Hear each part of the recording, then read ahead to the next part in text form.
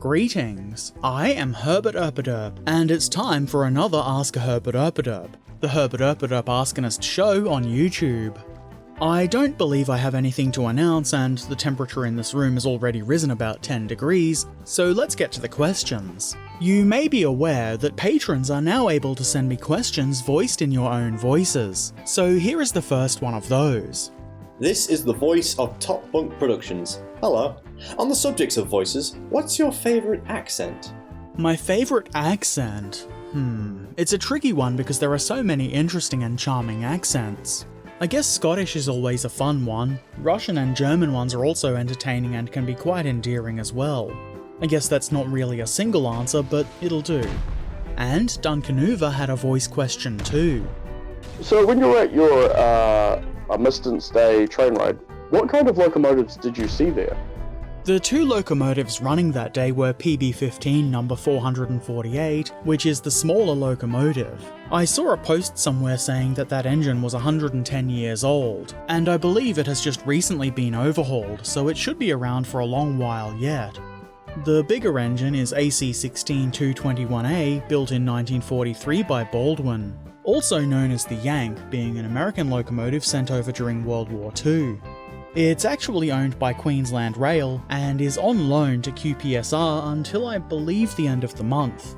For those of you who don't know what I'm talking about, I recently uploaded a video about the Remembrance Day steam train ride I went on, which featured those two locomotives.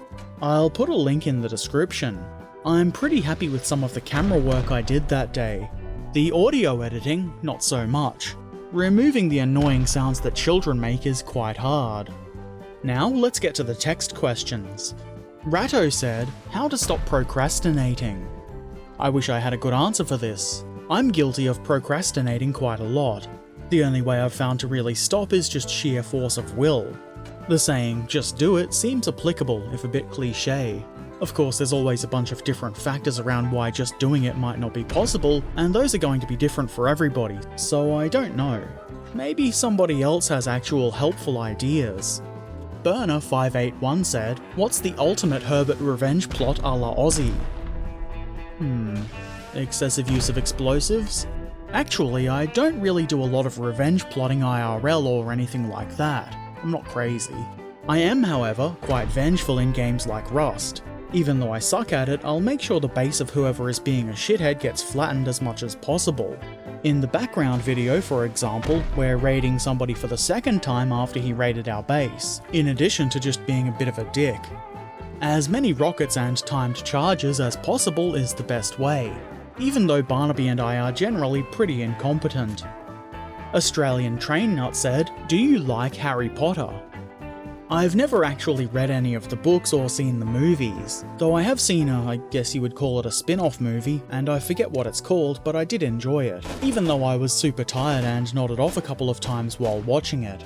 One day I might see the movies or listen to the audiobooks, presuming they are available, but I guess you could say that I'm indifferent. Penfold07 said, how many built kits do you have in your home now, both painted and unpainted? I don't want to count them, though probably not quite as many as you might think. Though to be fair, I did put up some shelves the other day, and then promptly filled one with built but unpainted models, most of which are in 28 or 15mm scale. The shelf is 1200mm by 300mm, which is a fair bit of space for models of that size. So I guess I do have a lot, but there could always be more. Top Bunk Productions said, if you wear any metal shirts, can you relate to this video? And there's a video linked which I'm not going to copy into my video for obvious reasons. I very rarely wear metal shirts anymore. A little bit because I don't feel like I need to wear shirts and identify as a metalhead just because I enjoy metal, but really it's mostly because I don't buy them anymore because they're too expensive. Unless it's Iron Maiden or something I really like, I'm probably not going to be paying $60 for a shirt at a gig. I guess I might be pretty bad at reading people, but I'm sure they give me awful looks when I wear metal shirts, and I just don't notice or care. Of course, there have been comments and stuff over the years, but being a pretty big beardy guy, they don't tend to be too aggressive about it. One of my favourite stories is the time an older lady came up to me while I was wearing a Dead Kennedys shirt, the Nazi punks fuck off one with the crossed out swastika. She asked me, I believe pretty seriously, if I was a Nazi. What an idiot. I guess it's a punk shirt, not metal, but it still counts. I tend to wear more nerdy shirts more often nowadays, the kind you find on T-Fury and places like that. I feel like they better represent my personality, and I do often get quite positive comments on them. Also, I totally get what that guy is going on about towards the end of the video when people are being shitters when you compliment their shirt. People are weird. Ratto said, "Can I have a 1-to-1 scale KV2 please?" Sure, I'll absolutely allow that, but you'll have to find somebody offering one for sale and pay for it yourself. I will allow it though because I'm nice like that. Pebble Monkey said, "I'm 45 years young today, on the 8th of November. Am I the oldest member of the group?" Well, you're certainly older than me, but I'm not sure if you're the oldest. Good question. Who's the oldest person on the Discord server? I know there's a lot of fairly young whippersnappers on there, but how many older people are there? Also, happy belated birthday. John Tell said, "How do you feel about VoiceOver Pete, the attention all epic gamers guy, being banned from Fiverr?" Until now I didn't know of him. Looks like he got banned because he was recording things to scam people out of their credit card info, which seems like a pretty good reason for Fiverr to ban him. It seems he's doing okay though and is making good money from Patreon or something like that. I guess you could say I'm indifferent really. It seems like the kind of meme thing I just couldn't be bothered keeping up with. Recording stuff to scam people out of their credit card info is definitely shitty, no matter how much you say, "I'm just joking, bro." But I guess good on this guy for making bank on the back of meme stuff, I guess. Zenixar said, "For the Tamiya King Tiger, are the tracks not supposed to be able to fully loop around the road wheels, meaning I have to glue them and hope the side skirts cover it?" I'm not entirely sure. I haven't actually attached the rubber band tracks to mine, and I'm thinking I will just use Frual or maybe some other brand of aftermarket tracks. I'm not sure. I haven't really been working on that model at all lately. I would imagine the tracks should go all the way around the wheels and link up, but if they don't, the side skirts should be able to hide that at least a little bit. Ratto said, "Does it bother you that a British company names a game Test of Honor without the U?" Not really, I mean, it is wrong, but they can do whatever they want. It's not worth getting upset about. Who knows, they might be going for the American market or something like that. Depending on what it is, I might avoid buying it. For example, I won't buy the sports drink that says "yeah, nah, yeah" on the label because that's an annoying phrase, but it doesn't really bother me to the point that I would get upset. And it really shouldn't. Smoes said, "Have you heard of a band called Gentleman's Agreement? If so, what do you think of them?" I hadn't heard them until now. Or if I had heard of them previously, I'd forgotten about them. I found them on YouTube and watched a song called Truths and Secrets. The music was okay, but it didn't really grab me. It did have a bit of groove to it, which is always cool. It's mostly the vocals that didn't do a whole lot for me. Overall though, going by one song, not too bad at all. John Tell said, "Do you think that World of Tanks' premium ammo system is the primary way World of Tanks is making money?" I don't think so. I would imagine the primary way they make money is people paying for premium time, gold, and premium tanks. You can buy gold ammo with the regular in-game currency, so it is possible to play for free while still using gold ammo. Not that I have any actual information on their finances, I'm only guessing, like pretty much everybody else who comments on this kind of stuff. They probably do want to encourage gold ammo usage because people who don't do so well with it need to buy more silver, or at least run a premium account, but I doubt it's their main source of income. Llama said, "Can you make a quick tips video on how to clean your airbrush? And do you have any tips for 1/48 scale Soviet tanks?" A video about cleaning airbrushes is already on my list. I'm actually thinking that I might get a sonic cleaner before doing that though, so I can incorporate that into the video. Of course, not everybody is going to have a sonic cleaner, but I feel like it's a better idea to make one video and include that than two separate videos. I don't think I really have any tips that are specific to Soviet tanks in 1/48 scale, or any scale really. They're pretty simple though. They're mostly green, and it's okay to have some gaps in some places because the Russians weren't super accurate with their construction where they didn't need to be. Also, it looks cool if you add some drips of white paint from their markings. Obviously, if they're white markings, it would look silly on yellow markings, for example. I can't really think of anything else specific to Soviet armor. If anybody has any suggestions, feel free to put them in the comment section below. On the previous Ask a Herbert Erpaderp, however many weeks ago that was, Ratto Poika said, how to make your hobby more environmentally friendly. Finish your old models before buying new ones. That's crazy talk. It'll never catch on. Don't Even Try said, can you build the Heller 1/72nd scale Sherman M4A2 Division Leclerc? It's the best Sherman on the market in 1/72nd scale. Probably not. I don't think I've ever even seen a Heller kit in any of the local hobby shops that wasn't something to do with model railways, so I'm probably not going to see it sitting on the shelf and impulse buy it. What Ratto said before does have some sense. I do already have too many kits sitting around unbuilt, so I'm probably not going to be ordering any random kits online either, unless they really grab me. Also, there's no need to repeatedly ask the same question in every single video I upload. It's kind of annoying, and it's really unlikely to get me to go and buy a specific kit. In fact, it makes me feel less inclined to do so. Suggestions are one thing and they are welcome, but don't hound me. RedGreen09 said, well, the question is worded a bit strangely, but I think the main part of it is, will I do any sci-fi kits at all? I probably will. I do have a model of Deep Space Nine that's been waiting to be built for years now. The problem with that one is that it'll build into quite a big model and storing it will be a challenge. Occasionally I'm tempted by the Star Trek ships in the hobby shop. I kind of want the set that has the Enterprise B in it, or the Enterprise B by itself. I do quite like that ship. It never seems to be there when I look though. I'd also like a Defiant kit. Always really tempted when I see it. I can't think of any other sci-fi kits that consistently get my attention, but yeah, there will be more sci-fi coming at some point. I don't promise it'll be soon though.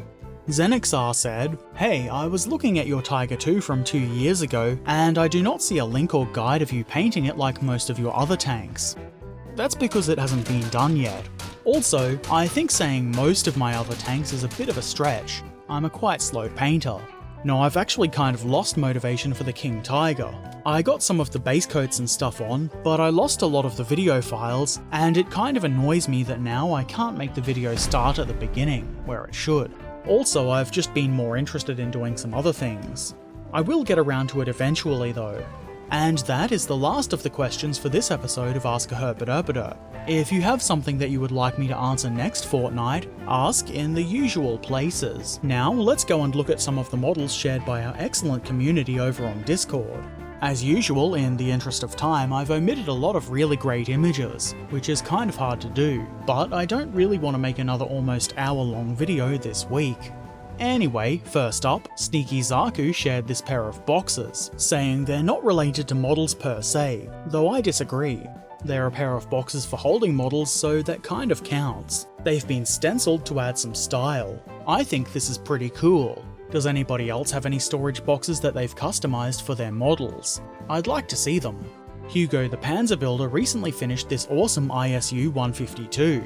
This is really nicely done, and I quite like the weathering, especially on the tracks. It's quite effective. The model is by Dragon, and I'm assuming it's in 1/35th scale, though I could be wrong there. Fantastic work, keep it up. Max Strike Eagle shared this maintenance shelter. This is scratch built in 1/48th scale. I really like this. It seems like such a simple structure, but there's obviously a lot of interesting detail that you've put into it. Just needs some tools and a crew furiously maintaining their thing? I don't know what this is for. Either way, it's really awesome work. And in the last image, a little bit more detail has been added to it. Also, here are some walls made from rubber brick mat, which is apparently made by a company called Lemax and comes in rolls. This looks like a really good and useful product. I think I'm going to have to look into getting some for myself. Cartool shared Boat. This is a Prinz Eugen in 1/700th scale by Trumpeter. Very cool. We don't see ships around here as often as stuff like tanks, so it's nice to have a little bit of variety. Looks very well built too. And here, I presume the same model is now painted. Very nice. Very Prinz Eugen-y. Top Bunk Productions shared this. I actually don't know what mark this tank is, because I'm bad at identifying World War I stuff, but this model is a centenary tribute, it having just been the 100th anniversary of the end of World War I, and it's painted quite interestingly. One half is filthy to represent the tank in action, and the other is nice and clean, representing a preserved museum piece. It's a really interesting concept and it's been executed wonderfully. Also, Tu Felchen, I said that wrong didn't I? Anyway, it's had its face painted and I really like this. It looks quite vicious. Top Bunk points out the nostrils on the mantlet which are to hide the gun sight, which had to be drilled out. Either way, this looks awesome as well. And more from Top Bunk, I couldn't leave out this now completed Rodin 1/72nd scale Rolls-Royce armoured car, 1920 pattern.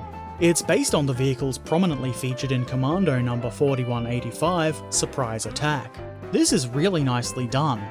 If you've been on the Discord, you'll have seen quite a few pictures of this model in progress, and it's awesome to see the end result. Also, I really like this image where it's been added into the comic. Very, very nice work. McGobbo shared this Games Workshop Imperial Knight. This is really nicely painted. Having seen McGobbo's stuff before, that's no surprise. I really like the giant chainsaw. Surely that's not for murdering, rather he's a lumberjack, and he's okay. Very cool. Duncanuva shared some recently built planes. A pair of Bolton Paul Defiants. The one with its gear down belongs to Duncanuva's friend, and the other one is his. The bigger plane is a Bristol freighter, which is apparently missing a few parts. It's a really interesting looking plane though. I'm unfamiliar with it, but I like it. Colonel Paul Don't Even Try Gamma shared this 1/72nd scale Sherman. This model is made by Hella and I suspect it's the same one that you've been spamming me about. Someone said, what a model to enter the server with, and I'm inclined to agree, it's very nicely done. Mike Roland 100, if I've said that right, shared their most recently completed project, this Revell BRE 270Z. We don't really see a lot of cars around here, even less than ships, so it's nice to see something different. It looks pretty nicely done too. I don't know much about cars, but I think this is good work, so keep it up. Kliment Voroshilov has finished construction of this awesome looking T-34 as captured by the Germans. It's been given a German cupola and stowage bin on the rear of the turret. This is pretty rad. I don't see anything about who makes it, but I would kind of like to know. I'm interested in getting one for myself. It looks rather good. In this image, Clement has tried out highlights, and I agree with their statement that it looks pretty darn good. Monol shared the cutest Scharnhorst. What a silly little ship. I actually quite like it, despite not really being a big fan of the odd egg-shaped models that get around. Pax Britannica shared this Red Legion patrol force. These are pretty much Soviet Space Marines, and I think they're really well done. Very nice colour choices. As you can see here, they're led by Captain Stalin in his very fine cloak. Eastern Union shared this older model of a KV-85. I'm uncertain what brand this model is, but it looks pretty decent. Weathering was added to improve the model, and I think it looks rather good. A very dirty KV-85, but not too dirty. Byzantine Falcon shared this KV-1 which has been captured by the Finns. These first two pictures show it nearly complete, and I'm presuming the third is the completed version, with a coin and paint for scale. Someone mentioned the paints would likely work better than coins for scale, especially internationally, and I agree. That's getting a bit off topic though. This is a really nicely painted 28mm scale Warlord KV-1, and I hope your Finnish forces put it to good use. Ducking Tanker posted this, captioned, "Has science gone too far?" Some might say it hasn't gone far enough. Well, that might be far enough. Almost. Very entertaining. Ducking Tanker has also been working on this glorious Polish KV-2. You can tell it's Polish because they put their flag on it. Awesome work. That chipping looks quite good. Sunny Deasy has finished two new kits, the Czech Hetzer and a Stug. Sunny mentions that the Stug is a dirty boy, and it really is. Not that that's a bad thing. I mean, who doesn't like a good dirty Stug? It looks to me like your painting is improving quite quickly too. Keep up the excellent work. Like someone else said, it does need a bit more Hetzer. I'd like to have seen more of that. It looks pretty cool. And the Tourette's Gamer has repainted another Warlord Sherman and asks for opinions. The first thing I noticed is that it's quite clean. That's not a bad thing at all, every tank is clean at some point, and there is some nice chipping that I can see on some of the decals. It looks like it's ready to go out and kick some ass, or be lunch for a German big cat. Either is possible, I suppose. It's quite good work. And that's it for the models, and indeed this episode of Ask a Herbert Erpaderp. If you want to share your modelling work, or you just want to see everything that gets posted and take part in the discussions and such, feel free to come over to my Discord server. The link is in the description below. That's also where you can ask any questions you want answered in the next Ask a Herbert Erpaderp. Otherwise, you can put them in the comment section of this video. That would be nice too. Also, don't forget, if you're a patron, you may ask a question with your own voice. It'll save my vocal cords a little bit of wear. And if you haven't already, why not sub here on YouTube, join our community on Discord, follow me on social media, or watch me stream on Twitch. And if you really like what I do, please consider supporting over on Patreon, or perhaps by purchasing a shirt or mug from my merch store. Links to all of those things are in the description below. And, as always, I shall return soon. So until then, be excellent to each other, and thanks for watching. Farewell.